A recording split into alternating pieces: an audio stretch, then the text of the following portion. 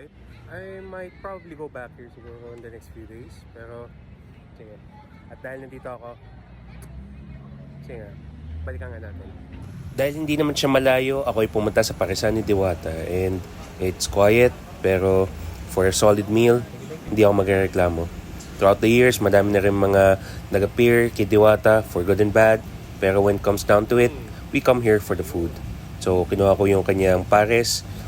Nandito pa rin yung essence ng overload. So, nandito pa rin yung kawali. Meron pa rin chichurong bulaklak. Nandito pa rin yung timpla kahit na mas finer pa yung chops.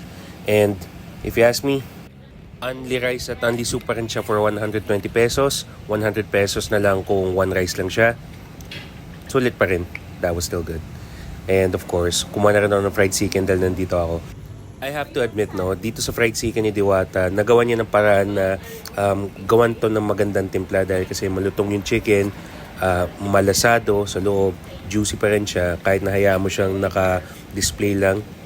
And if you ask me, I liked it better, a little bit more than the Paris.